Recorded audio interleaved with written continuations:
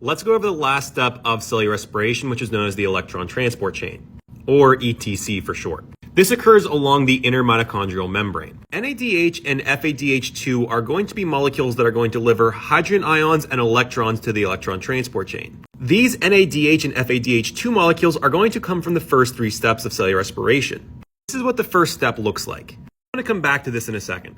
NADH and FADH2 deliver the hydrogen ions and electrons to the membrane proteins along the inner membrane. The electrons are going to move through the membrane proteins because each membrane protein is a little bit more electronegative than the last.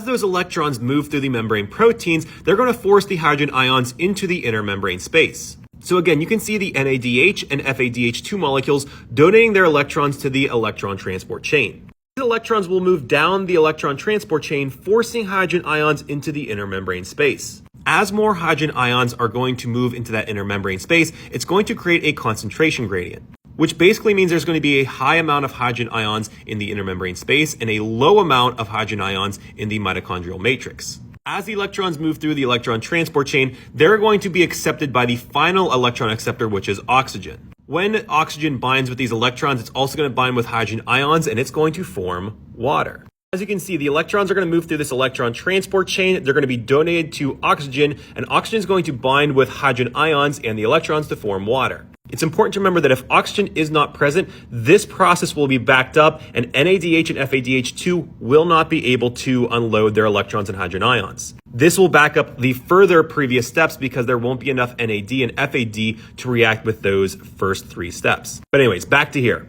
What's going to happen next is these hydrogen ions in the inner membrane space are going to move from areas of high concentration to low concentrations through the ATP synthase enzyme. In this way, ATP synthase almost like a dam harvesting the flow of hydrogen ions that move from the inner membrane space to the matrix. As these hydrogen ions move through ATP synthase, the ATP synthase is going to bind a phosphate group onto a DP, making it a TP. So this is where the majority of ATP is going to be produced in cellular respiration. And this type of ATP production is known as oxidative phosphorylation because it moves electrons through the electron transport chain to make ATP.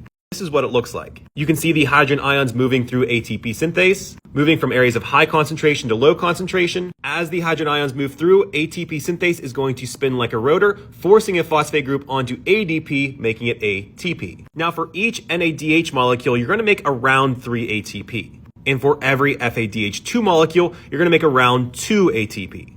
If you look at our chart, we get 10 NADHs from the first three steps and 2 FADHs from the Krebs cycle. And if you do some quick math, you're going to make 34 ATP during the electron transport chain.